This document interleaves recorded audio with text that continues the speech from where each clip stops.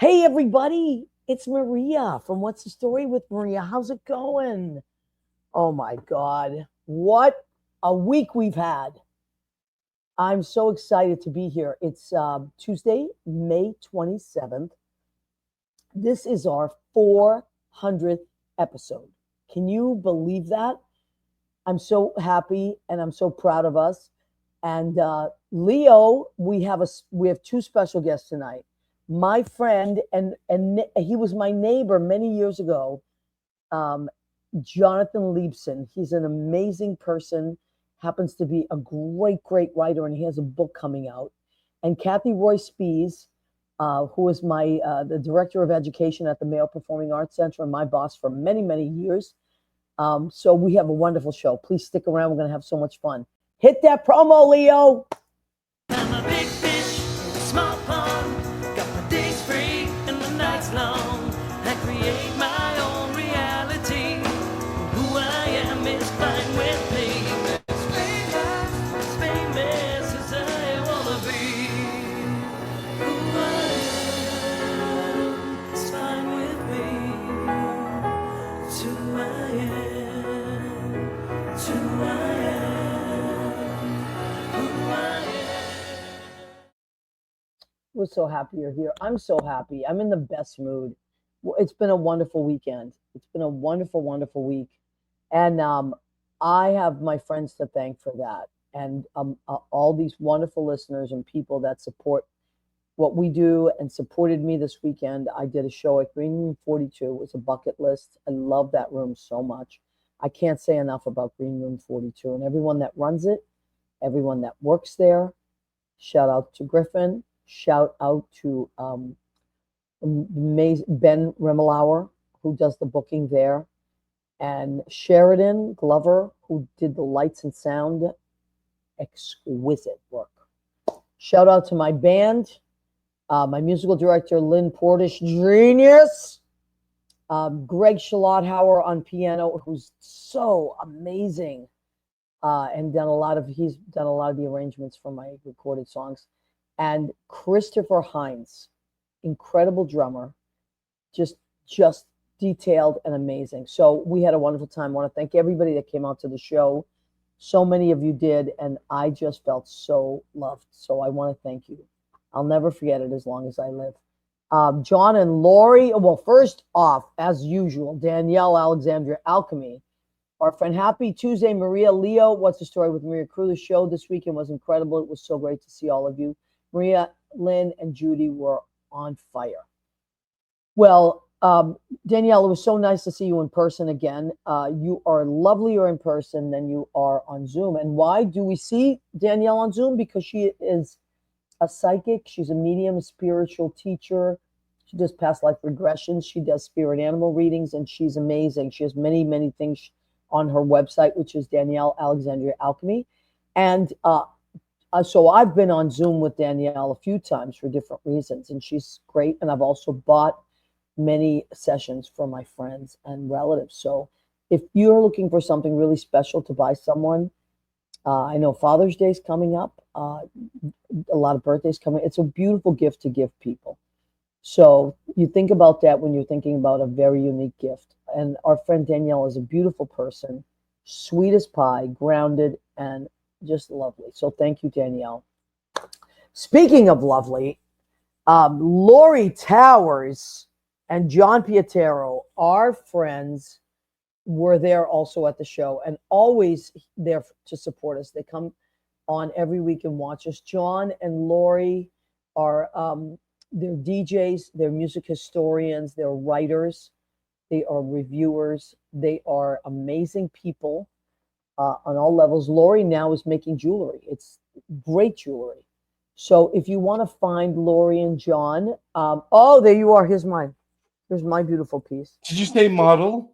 Did you Yes, call for models? I did. Are you getting sleepy, Leo? You're getting sleepy. Whoa. I Leo, need meatballs. listen, I'm making meatballs tonight after the show because I got a bunch of orders this week. I didn't make any last week. Can you talk about Lori and John's WFMU Wednesday nights, please? You mean the happening place to be on Wednesday nights? Yes. I mean, besides, where you're working. Oh, but But that's all right. I'm not in New York, so I get the pleasure of being able to listen to John and Lori at my time, 7 p.m. During Sheena's Jungle Room, Beneath the Underground. And it's the end of the month. What does It's that mean? ladies' night. Right, It that's is right. eccentric behavior to axe the oligarchy and listen to some rockin' women. I Oh, love it. Yep, the last Wednesday of the month, Lori features all these. They both feature all these amazing women mm-hmm. songwriters and artists. And it's really cool. I love all of the shows, but that one is always special, I think. Lori So takes charge. yeah, well, sometimes you have to. I don't think John minds. So WFMU Wednesday nights. If and Mm-hmm. how do they get to it? How do they find it, Leo? WFMU.org, O-R-G. Click Beautiful. Sheena's Jungle Room. Yep. Click Beneath the Underground and go to the chat room, chat with Yeah. us, and That's if listen it to and the if it's music. live. If you can't make it live, like I do many times, I listen to it the next day because I'm working that night. So it's just a great, great, great show, and I learn so much every time I listen. Oh, we Bill have so many Goffey comments. has joined us. Happy 400th episode. Can you believe that? How did that happen? That's I'll tell you how it happened. wow. 1 week at a time. 1 week at a Mm-hmm. time. That's how everything happens. Okay, so we have our so I do just want to say thank you to everybody that came out. It was just a dream come true. It was like a big party. It was a lovely time. My little sister was in town. She is a Spitfire. Many people met her, so they know now. She literally was heckling me from the audience. Well, Can I you, saw the she was the date. heckling me the day, but she was wrong. And the funny thing is she's usually always right, and I'm wrong. But this time she was wrong. That's why I said to people, take Oh, a picture of it. But I love her. Oh my God! The next day we hung out, and then I went to the train with her so she could get on the train and go back to Boston. But my sister's the best. I virtually had a dance with Rena and with Tiana You during one of your did? songs. Oh yeah, we were. No. Oh yeah, I think it was it during summer break? No, it was after. But you were and there was just dance movement. So I was texting with Rena and we danced and I spun her Oh my. imagining, and then I Oh my. danced with Tiana Oh my God. Well, in my head. Tiana's very popular. I Yes, mean, she as is is. Rena, but so yeah, people were watching virtually. That's one of the things I love about Green Room. They have this really high quality live stream. And people were watching from all over the country and also Canada. We had people watching in Canada, England, Oh, yeah, wonderful! and Rome. Yay! Yeah. Oh, Yeah, Roma. Catherine Salvio was in Rome. She was watching. She was. Oh wow. Well, I would love to What? share a little piece of the video if we can. I haven't Uh, even watched the video yet. Can you I imagine? well, I won't show I've been any of the too busy. songs, But you so we can won't do get. whatever you like. You're But the you were just talking about with Jonathan about family and stuff like that, and this story reminded me of how bad my grandma used to be when she would babysat me, and we'd go take the bus to TG&Y or Woolworths is what it was oh back then. yeah. Get Oh a yeah. grilled cheese, but I wasn't allowed to tell. Oh yeah, you see, grandmas always swear us to secrecy. Hmm. And Okay. this was the story about your grandma. Was an angel. They were just great people.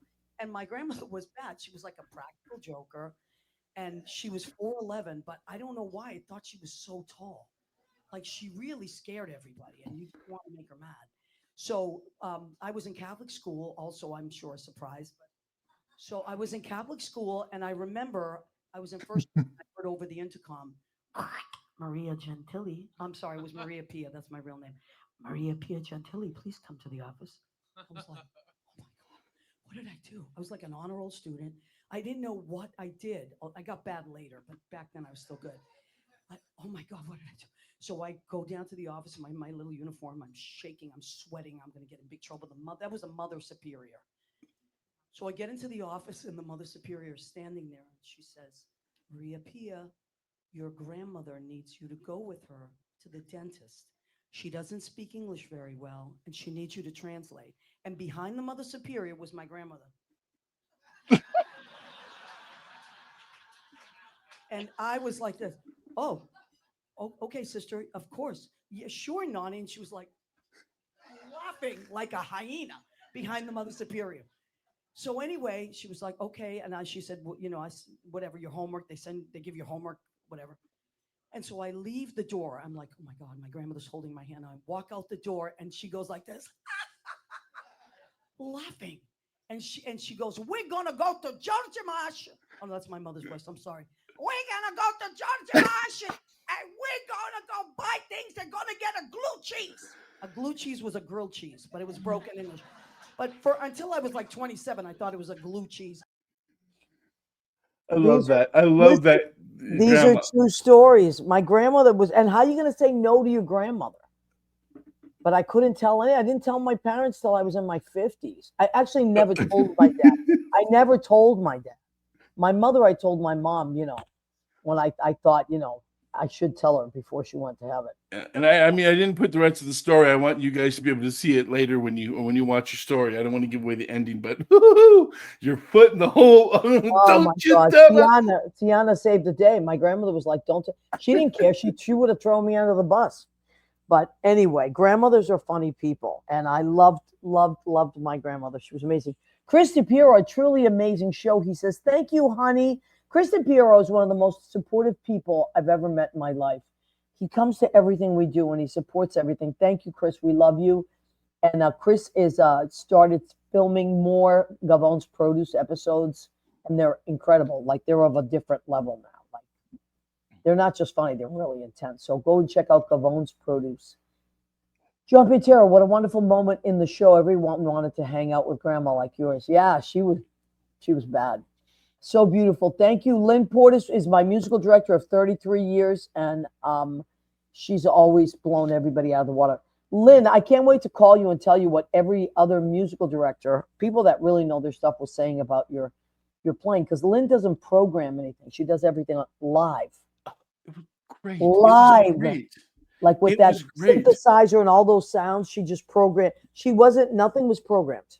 Because I know Lynn, I could watch her and give the back and see her going, oh, and I'd be like, oh, it's another instrument. She's going to see her do the little thing. And then she goes. She was so good.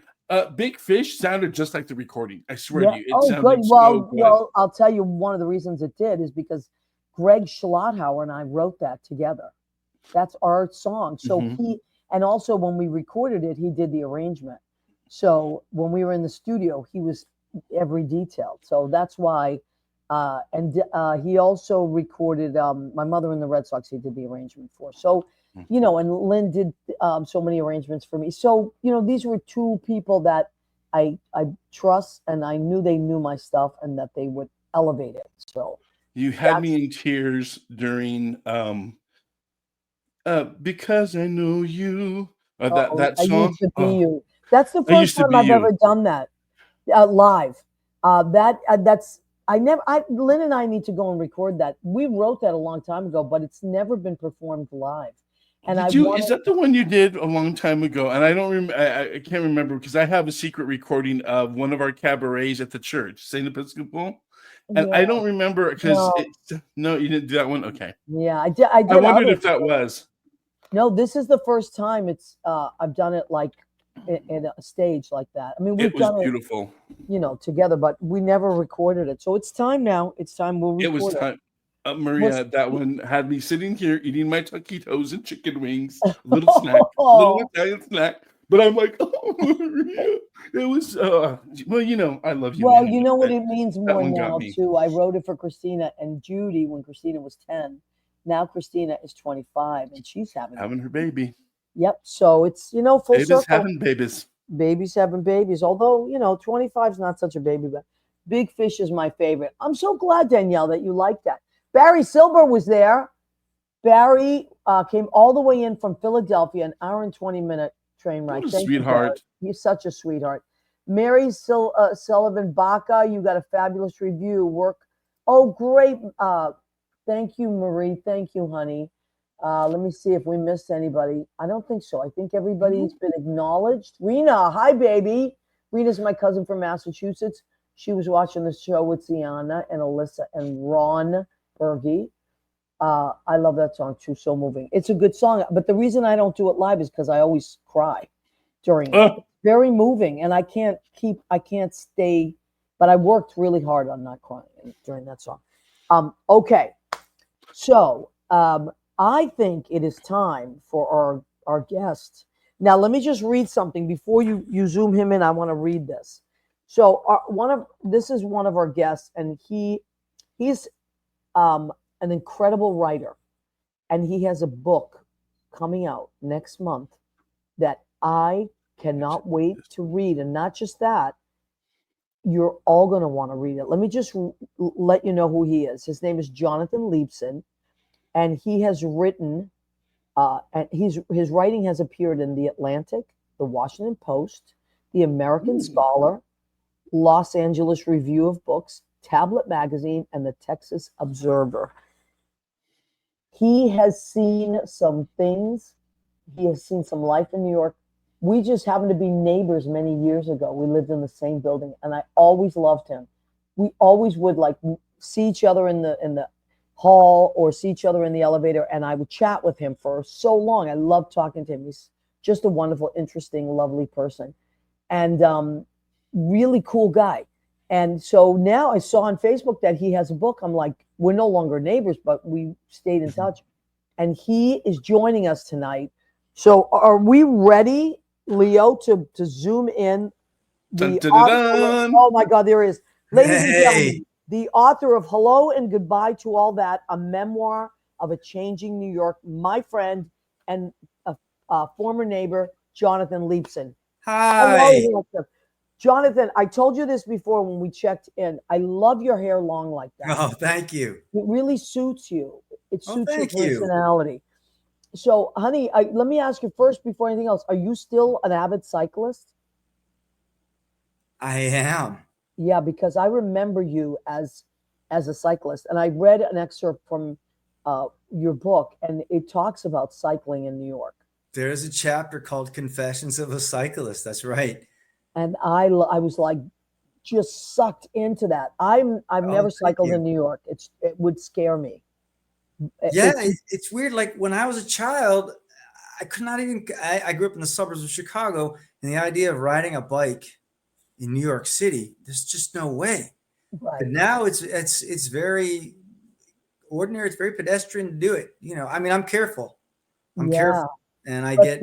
I hear about it all the time. But the excerpt I was reading though was before the bike lanes, right? So it was like, I think, yeah, there are. So that piece does start before the bike lanes, and it continues through the present day. So it also talks about the bike sharing and what sort of wrench that threw into the whole NYC pedestrian bike, right. that whole thing. Now let me ask you, because I mean I know that you're a really smart guy and you've always been a writer, and you've always seen things a certain way through an artist's eyes. What was it? Was this a lifelong goal to write this book, or was it something that just came together? Did you have pieces that you wrote and put together in the book? How did it come to be? How did the full project come to be? Well, thank you for asking. This book was many years in the making, but I didn't know it was this book in particular. Sort of the convergence of a couple things at the same time. I mean, I got to New York right before 2000. That's how long ago it was. And so obviously, I mean, there have been a lot of changes to the city, but just to mark time, getting on 2019, 2020, sort of two things converged at once. One, I went back to this piece that I'd written years ago, never published it, but it was about the stories that I heard from my father when I was a child. And again, I grew up in the suburbs of Chicago, but I heard these wonderful stories from my dad. He was a New Yorker. He was in Manhattan and Forest Hills. So as a child, I hear these stories about him going to the World's Fair. And I hear stories about Mayor LaGuardia reading the funnies on the radio during the newspaper delivery truck strike. He'd talk about the Second Avenue elevated and the elevated subways and all that. My grandfather had a pharmacy in Midtown, and these celebrities would come in, like Greta Garbo. So I grew up with these stories, and I was a Chicagoan, but I went back to work on that. And at the same time, we were getting the 20th anniversary of 9/11. Right. And so I thought about something that captured that flow of time, that sort of arc back to my father's childhood and my sort of experiences in a changing New York in the new millennium. Now, Jonathan, you and I lived in that building during 9/11. So We our did. building was about 10 blocks away from the World Trade Center. Yeah. And I have footage of it from our roof. I didn't know what else to do. I grabbed my little camera. Back then we had these cameras, and I just ran upstairs to the roof and started filming it. I did. You film with a digital. Oh, wow. One of those old, I mean, now Camcorders, yeah. nobody uses, yeah, a Right, camcorder. right. And I ran up to the roof. I lived on did I live on the first floor, second floor? And the roof was on the sixth floor. So from our roof, you could see what was happening. It Clear was as day. clear as day, but your Clear as body day. and your mind didn't register. Do you know what I actually thought? So I ran back downstairs. I ran back downstairs. You'll appreciate this. And by the time I could hear a rumble because I didn't take the elevator, I took the stairs. I was almost afraid to get in the elevator. No, And by the time I got back to my apartment, on the screen of the TV I was watching, there were no towers because it had fallen by the time I got down. Yeah. So Yeah. I ran outside and kept filming. And I said, this is what my brain said. Did somebody move the towers? That's what, when you're in shock or something like that happens. Right. That had never happened to me in my life before, where my mind played those tricks on me. But so you must remember that time. Well, So, I have a chapter about that, and I went and got wow. it was called film back then. So I got a couple rolls of film from the bodega across the street, and I took pictures. And I actually used them. I published them in a 20th anniversary piece that was published in the American Scholar. So they're on there. And but I had a similar experience in that so people were going up and down to watch CNN, to watch the local news, to see what's going on. And then they go back up and they'd watch it from the roof. And what happened for me is, like, from coming down and going back up during that time, the first tower fell. Mm-hmm. So I get back to the roof and it's just this big curtain of smoke. Right. So I asked someone what happened, and they said the building collapsed. But like you don't process that. You're like, okay, so parts of the building fell down, maybe the top of it fell. And our neighbor on the roof said, no. The whole building collapsed. Oh. And it's like, you can't envision that, Oh. So it was crazy. It was crazy. Yeah. And remember, for weeks and weeks, there was so much dust in the air. Yeah. Like, it was crazy. And the dust was very rough on your skin. And then years later, I was talking to a friend of mine who was a demolition guy. He's always been, he's retired now, but he said the reason you felt like that is because he did a lot of demolition down there, he and his crew. And he said, because you got to remember, that's 100 floors of computers. So with computers are computer screens. Oh, yeah. So that's all glass. That's literally flying through the air like that. Those little particles, and you could never describe. I mean, you could never understand unless you were there. But so you dedicated a chapter to that. That's fantastic. Yeah. Well, I mean, and what it was like to live in New York City after, one of the things I regret, and in thinking about this for the interview, I think about things that didn't get into the book, things I really wanted but couldn't get it. But talking about the aftermath, you remind me of the smell. Yes. Because we forget. I mean, we think about, not to be grim, but, the dead bodies that were in the pit. Right. And there was a smell after several days. And that's one thing I don't remember as vividly. And that's probably for the best. Yeah. But not to get morose or anything like that. No, but you're right. But what it is these are details. Yeah. These are details of memories of things we experienced as New Yorkers on that day. And I'm sure that you have, in your book are so many memories of different days in New York. And like you said, how it's changed. I love that you mentioned the Village Voice, Yeah. because I used to read that. Like, I would wait. I'd get out of. I worked at the duplex at the time, on that night on Tuesday, and then it came out Wednesday morning. So I'd get out at 4 or 5 in the morning, and I'd pick up the Village Voice.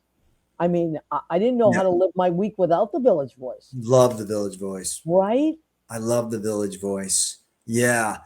By the way, I just want to cycle back to the previous topic for a quick second, because what we were saying sounded kind of grim, right? Yeah. And I just want to say that for 9/11 and other things that I talk about in the book, like Hurricane Sandy, like the pandemic, and other kinds of big events here, I do try and strike a positive note. Like there are a lot of uplifting things about 9/11, Absolutely. important figures and really touching moments.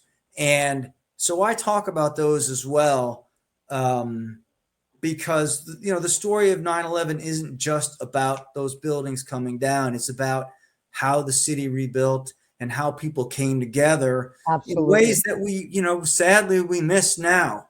Yes. But yeah, so I do definitely strike a balance between that and the more uplifting aspects of being in the city. And what I say in the book is it's a place, where some of the nation's worst sort of tragedies have happened, but also a place of national recovery. Yep. But anyway, yeah. And where neighbors help neighbors and strangers help strangers. And that was the same thing during the pandemic. Yeah, I was just going there. Yeah. You read my mind. Yeah. It's the same thing. It's like people just appear and help each other. Yeah. It's incredible. Remember during 9/11, the long lines at the hospitals to give blood, like hours of people saying, "I'll do anything you need," or we would all gather clothes and go to the church and drop off clothes. Like anything people needed. People were cooking for. I was cooking for as many people as I could cook for. Yeah. And I wrote a song actually I'll send it to you, called "Amputated Skyline," and I wrote it for our firefighters, because our building was attached to a fire station, so it was a tribute to the first responders. I go there every year. Yeah, wow. I go there every year. Yeah, but I didn't mean to bring us back to 9/11. No, but it's a time that we were there, Yeah. So we have that. Now, so let's go and talk about what does it chronicles what time to what time? So I arrived here shortly before 2000, and really that the time from the era of the Village Voice and Tower Records. Remember Tower Records? Of course. And there were Kim's Video, and there was an Evergreen video store near us in Houston. So sort of from that time through the era of bike lanes and cell phones and how the city has evolved. There were pay phones back in the day. Yes, absolutely. I had a service before cell phones. I had a service where people would call and leave messages. Right. And you can always check on a pay phone. Yeah. There was we were in the last days of the subway token. And, and here I'm sitting like my father, back in the day. My dad does not, and I do talk about the sort of father-son thing and how coming to New York is a way of trying to get closer to my dad. Yeah. Even if he's not here physically, but try to reconnect with his past. But when my dad comes to New York, he does not say, the ACE or the 1, 2, 3 or the 4, 5, 6. He'll say the BMT, the IRT. Wow. It's sort of like the metric system. Which subway is that there? Just give me a color, give me a number, give me a letter, Yeah. So, but so that through the present, up through the pandemic. And I lived on Houston Street for a number of years, and I was in Brooklyn for 8.5 years. And then for the last few years, I came back to Manhattan. Okay. And it's basically about that last move and how you sort of make yourself anew in a city that keeps changing itself, and you lose some of your favorite places, but some of them endure, and then new places come along, and it's a kind of constant sort of tug of war. You feel like you're losing the city, but you still feel close to it, and you still feel inspired, and you still struggle, and that struggle is part of it as well, Absolutely. And I just feel like, the way I see us you know, New Yorkers. It's like we're just a collective energy that floats around. It's Yeah. like you talked about with these places that I used to go to, like even down the block from where we used to live, Spaghetto's, Trattoria Spaghetto was my favorite Italian restaurant. Oh yeah. And when they closed, I was so upset. Yeah. But you know, the owner who I loved, he was a wonderful guy. He went back to Italy. He wanted to retire and he had a home in Italy that he had always kept. And you know, good for him. But Yeah. and then there was so many like Zito's bread, which I loved Zito's on Bleecker Street. Did When they that sell bread there? they sold bread there and like Okay. pizza. It was so good. This No, I little know the place. hole in the But, wall. you know, that was like the old village where sort of, I mean, it was there when I was there. It was before my time, and that I heard stories that Zito's was a front for something else. Who knows? I mean, Yeah, I'm not- I wouldn't put it past any. yeah, Bleecker Street was all Italians back in the day. I know. You It's know? amazing. So I mean, Well, I'm glad they left on their own sort of choice as opposed to getting squeezed out yes, for rent. yes. You know, remember Joe's Dairy on McDougal? Joe's Dairy. It was on McDougal. Oh my God, yes. Yeah, I man, used to get all my mozzarella there. the best mozzarella in the city, right? It was so Yeah, good. and truffle butter. They had delicious truffle Yeah. butter.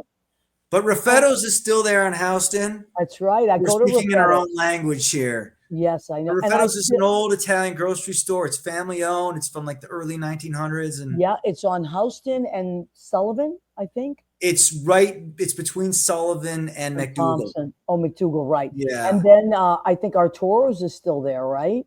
that's still there. That's right. That's a great Italian restaurant. Great Italian place. Yeah, yeah. Just so many good places. And like you said, now there's new places and we Right. adjust and Right. we make new memories. I think what it's really about, like for me, because I've been in New York since 91.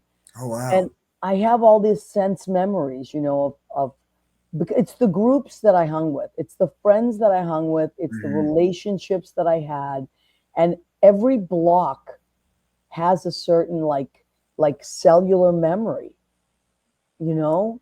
That's And so nice.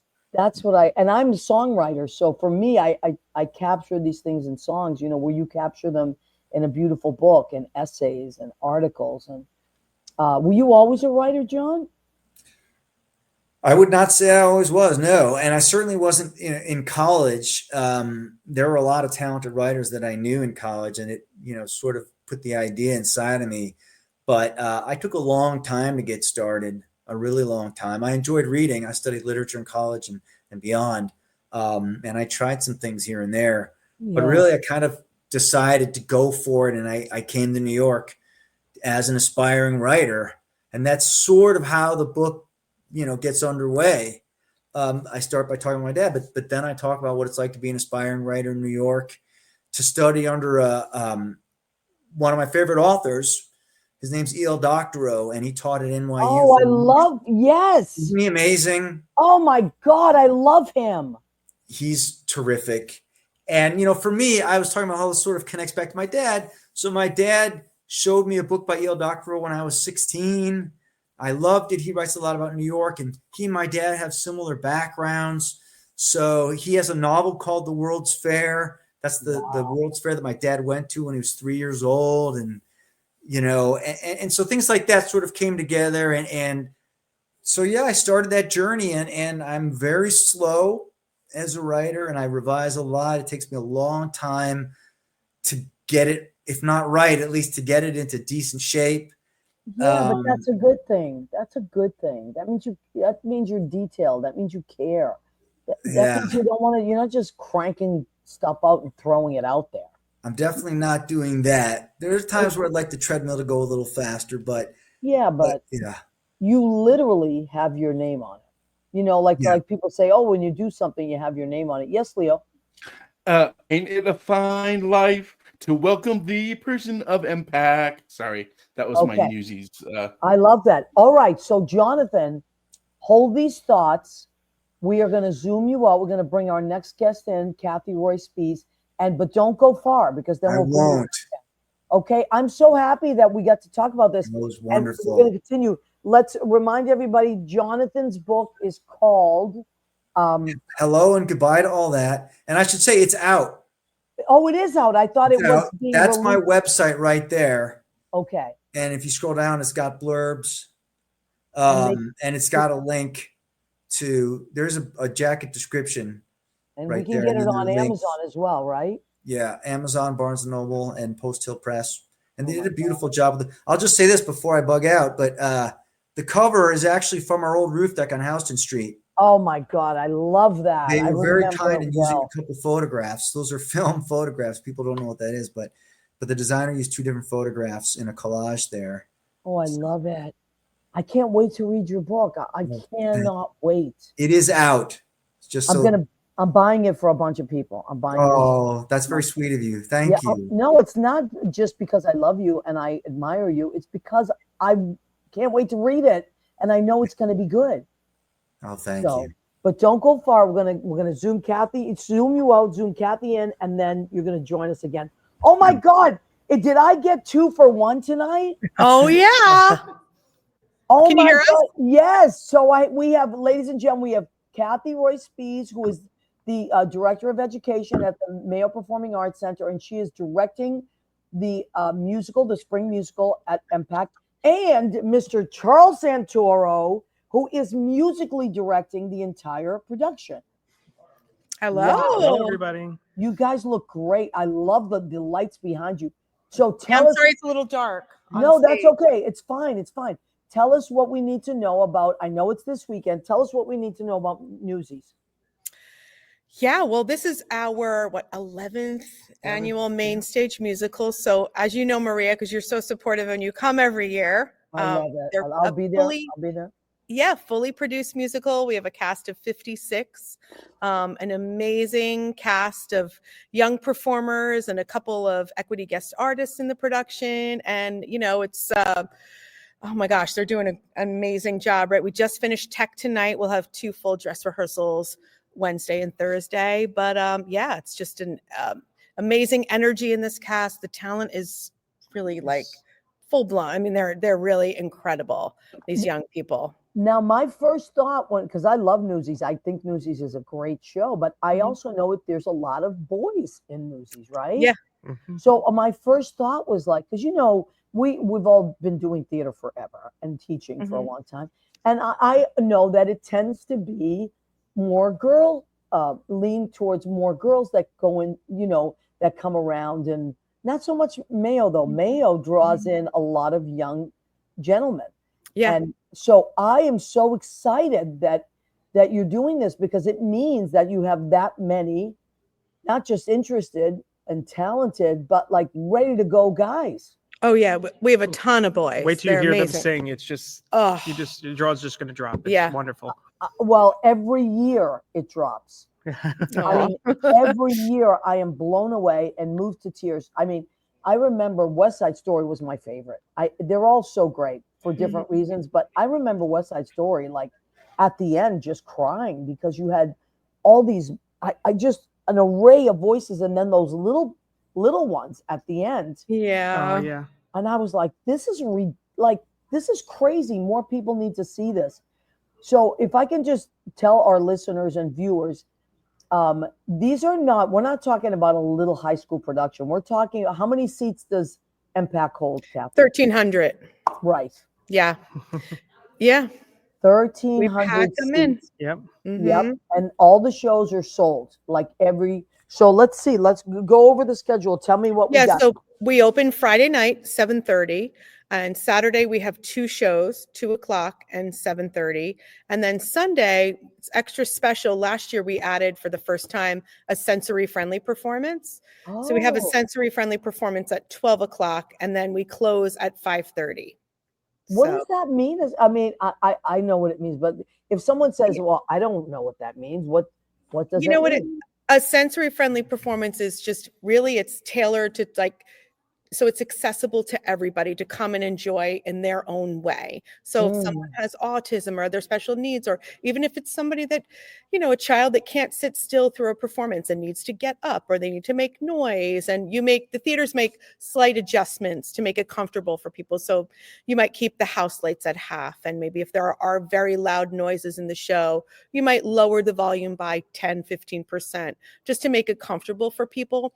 But it's really just meant to make families comfortable. There are so many families who aren't able to go out and enjoy a theatrical experience or any kind of experience like that as a family because, maybe they're worried that their child might be making noise and people are rude and turn around and shush them, or they don't want to disturb other people. So it's just making sure the other audience members know that this is a sensory friendly experience and people are allowed to enjoy in their own way. And so it's really important to us at MPAC to make sure that all of our programs are accessible to everybody. So we're really happy to be able to also do that with these productions as well. We did it last year for the first time with Beauty and the Beast, and it was a big hit. And we had a lot of families come and they're just like, oh, I have a child who they just can't sit through something. So I'm so happy to be able to bring them.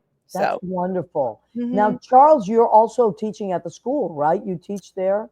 I do. I teach a few. I work with Cathy at the Miracle Project and their select group on Saturdays.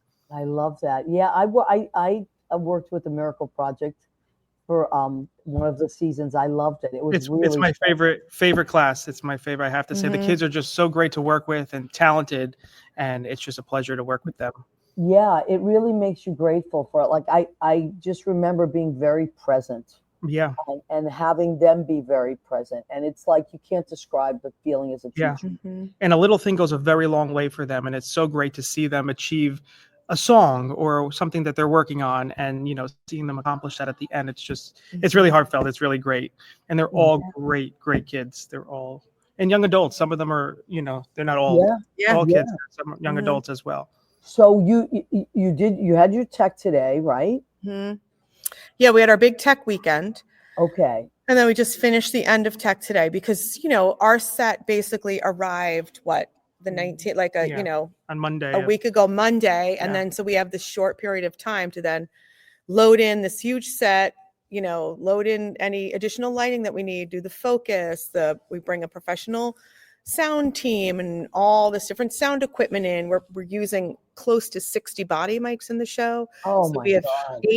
eight wearing tap mics on their feet, on their shoes, so it's really, incredible. So putting all of those elements together. I mean, the kids then, tomorrow morning, they've got to get up and go to school. So they're like, then be here at 4:00 for a dress rehearsal and, and another. And I said, I was talking to one of them today. I'm like, oh, how was you? I said, I forget you have school during the day. I said, how was it? He goes, oh, it was good. Cause I knew that after school was over, I could just come to the theater. So I was so excited to get here. And I was like, oh, isn't that great? Yeah. I know, and they never forget this experience. They'll never forget it.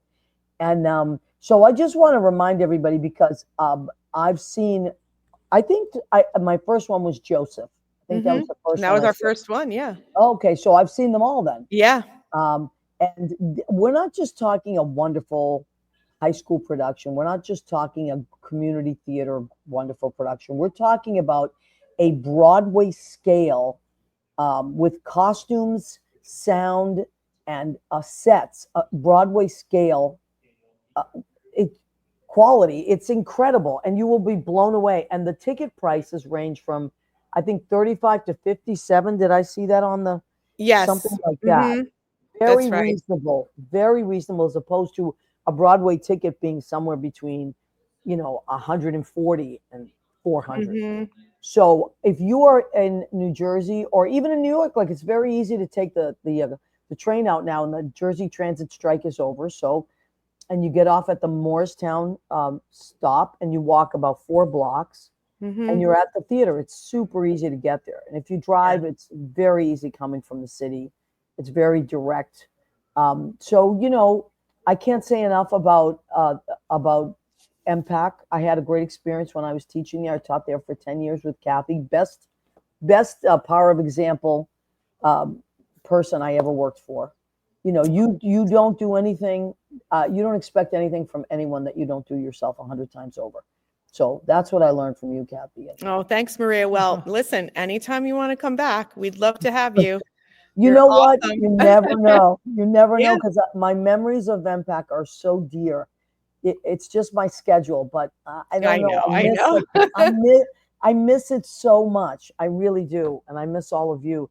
So, Missed you too. what's the best way for people to get tickets? So the best way is to just visit our website, mayoarts.org. Okay. And then you'll see it. Yep, there it is. Education, Spring Musical. Also, if you follow our MPAC Arts Education at MPAC Arts Education Instagram page, you'll see we have a lot of little previews, little pictures, and videos from tech. And tomorrow from our dress rehearsal, we'll post some stuff too. So there's lots of links on there as well. So, and you can, see a lot of the other programs that we do. This is just one of the programs that we have. For our performing arts school, we have 33 classes a week now, including our Miracle Project program for children, young adults with autism and other special needs, as well as we ran like 13 in-school residency programs this year, and we do a lot of outreach in the community, a lot of free programs. So This is beautiful. Just and it feels like it's funny. We were supposed to do Newsies in 2020, and it was the day before we were supposed to start rehearsal, and we got shut down. So it just never felt like the right time since then to do it. But now it feels like the perfect time. Definitely the right time. Not only do we have the kids sport, but it just really, really feels like the right time to do a show about people speaking out, for their rights and for their needs. And, so it feels. And the music is beautiful. The music to Newsies, I love it. Right, Leo? Leo works, Leo works with kids after school. He runs an entire after school program. That's awesome. Leo, I could have used you in this show. I think the idea of Newsies was to teach kids how they could go back to work. Right. Yeah. One of these days when Leo, he's in California now, but when he comes to visit, Cathy, I'm going to bring him up we're going to have lunch together. I got to see those shows. Those sets look amazing. Oh my God. I just started in this community theater. We do song selections of stuff because it's very small. So I'm kind of at the baby end of where your guys are already at. Oh, let me zoom out. I'll turn around and see if we could see any of the set. But sort of see. It's a little dark. But you can see the newspaper the big newspaper wall in the back. Yeah. Back there. Yeah, you can see. I'll show you our orchestra pit down here. Oh, wow. Yeah, the pit's incredible. It's huge. Yeah. And Charles, you're conducting as well, right? I am, yes. We have a full orchestra. It's 11 pieces plus myself. So the full, it's just wonderful. It's such a thrill to hear these songs come to life, and then singing. It's just. We heard it today for the first time in the theater, which is always exciting. So my God. Open the gates. How's open the gates? Yeah, seize the day. Seize the day. Sorry. So great.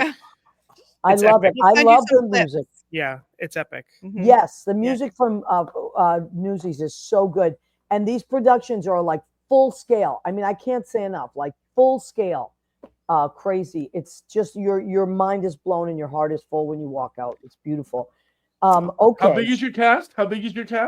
56. Wow, isn't that crazy? Right? I know. Yeah. Fun. All right. Well, don't stay there for a minute. We're going to bring Jonathan back in it, and we're going to close out the show with. I always like to leave our audience. This is Jonathan Liebson. This is Cathy. Hi. Hello. And Wonderful sets. Really wonderful looking. Thank you. Great. And we don't have any time to go where's Newsies? Yeah, we'll do it real quick. Where is Newsies take place? In Lower Manhattan. Yeah. Oh my God, Jonathan! 1899. Yeah. What? Jonathan wrote a book about New York. So you have to go back and watch the episode and tell them again what your book is called, Jonathan. Hello and goodbye to all that. And it's a memoir of a changing New York. It's a memoir of a changing New York, basically in the new millennium. Oh wow, that's Oh, awesome. wow. I know. Thank you. That sounds amazing. Thank you. I should say, I forgot to mention earlier, but I'll be giving a reading, official launch on June 15th Housing Works. At Housing Works Bookstore, which is in Soho. It's on Crosby Street. If you remember the old BP gas station, remember I that? do. By Broadway and the famous Puck Building. It's a wonderful bookstore.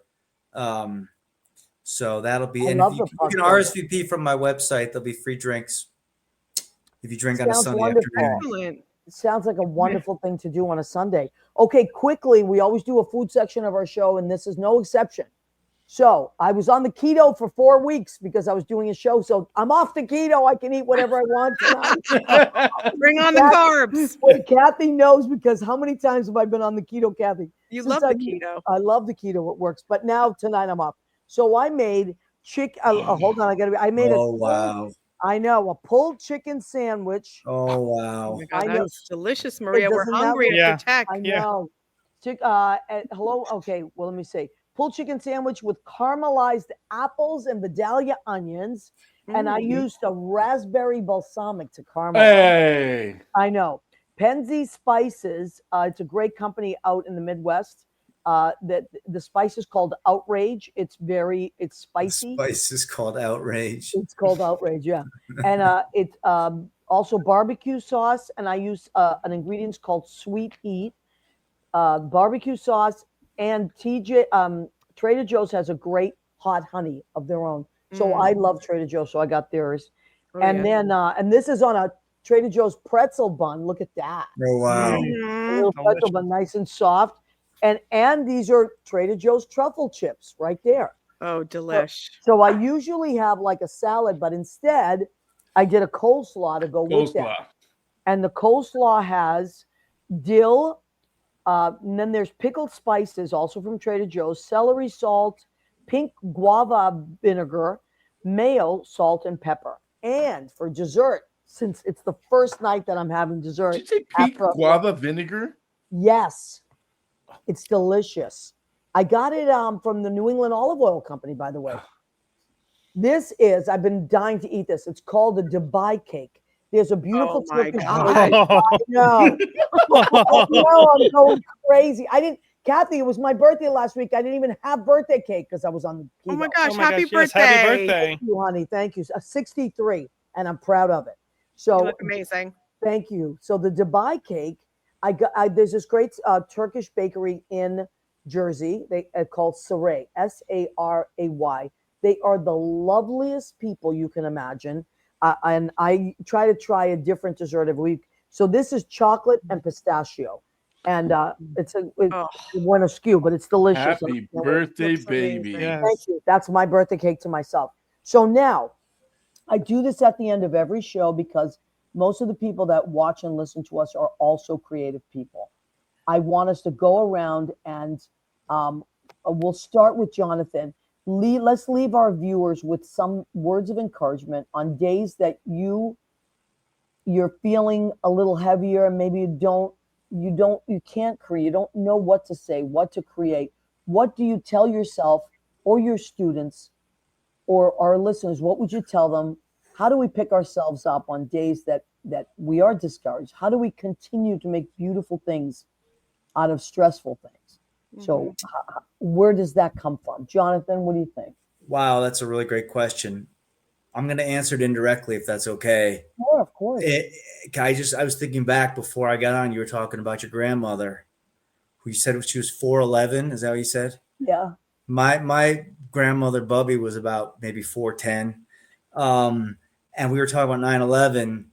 And so I was just remembering one of the words of the first official victim of 9/11, Father Michael Judge. He said, his famous line was, "We have to hold each other for as long as we have each other." And so I guess for me, what that means is just, the people in my life are the most important to me. And so when I get down, when I get discouraged about this book, my friends pumped me up. They encouraged me. And, God bless them. God bless them for that. So I think we need to go back to the well as often as we need to go back to the well. And those people that pick us up in our lives just. Oh, I love that. That's so beautiful. I have chills. Thank you. Beautiful. I needed that. Cathy, by the way, I'm going to buy Jonathan's book for you. You're so nice. As a present. because I know you just had a birthday in April. Yeah. So I'm going to send you Jonathan's book. That'll be my. But Thank Jeff, you. And maybe I'll send one to you. oh, That. wow. We'll both buy the book. All right. So how about Charles? What would you like to Sure. add to that? I always say live in the moment and surround people that are positive and support you. And because you don't know what tomorrow brings. Like for COVID, for instance, we didn't know what that could happen any moment. So I always say, just find something that you love, find people that love you, that you love them, and just surround yourself with them, and always have a positive moment and nothing negative, and just kind of escape from those dark times or that negative energy, and just create. Like for me, it's whether I just sit at the piano and just kind of forget about the world for a little bit and just play, whether it's a classical piece or a musical theater piece, or just kind of improvise something. And that really kind of sets the tone for the day, or for that moment if you're down. And or sometimes I call a friend and let's sing, let's go to a studio in New York and just bring your book and let's just have fun. And that really helps, especially in this time with everything going on and everything. So Absolutely. Positive, surround yourself with positive.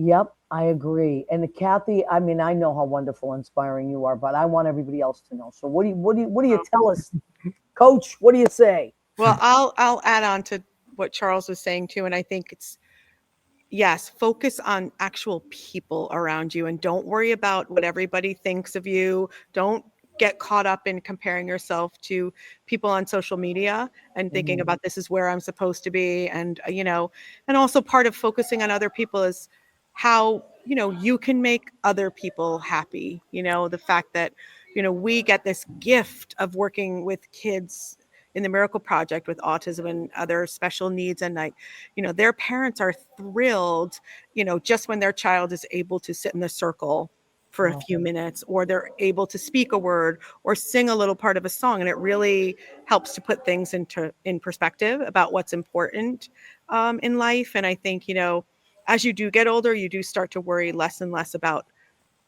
what everybody else thinks, and you focus on smaller important things, the day by day things that you can bring joy to others and that bring you joy as well. I find myself, as I get older, just really practicing more and more gratitude for just what I have around me. And I think that helps so much kind of center me. And so Absolutely beautiful. Absolutely beautiful. And I agree with everything that you all said. So I want to thank you for taking the time. I know how busy you all are, and I really appreciate it. And feel free to share the show. I'm going to share it. But also, don't forget this weekend, Newsies at the in Morristown at the Mayo Performing Arts Center. It's very easy to get to by train or by car. Please go and check it out. You will be so happy you did. If you want to see Jonathan, get Jonathan's book, go to Amazon, jonathanliebson.com. And you're doing a book reading. Tell us the date again. It's June 15th. It's Sunday. It's Father's Day. Oh, perfect. Which I thought was kind of special, but it could also be tricky for people. That's okay. I think people can handle it. All right. Father's Day? Right. Yeah. How cool is Father's that? Day? Perfect. Yeah. It's Father's Day. Yeah. Maria, you know what we should do before we go out of this month? What? We should honor a daddy. Oh. Let's see if I can get it in here. All right. Hold on a second. Oh my God. So you are so funny. So what is this? This is not just a random semi-naked man. This is a calendar. We have a calendar every year that we put together called Nothing But the Apron Calendar, and our friends volunteer, by the way. That's amazing. That's awesome. Do that. So that's our friend Mel England. He's a wonderful actor from California, and that is Mel, Mr. May. So perfect segue, Leo. We're going to end on that. I love all of you. Thank you so much. You're part of my life now, in the past, and always. Thank you, Maria. Thank you. Thank you so much. Let's do great things. You. Nice See you over the weekend. Yes, definitely. Thank you. This weekend.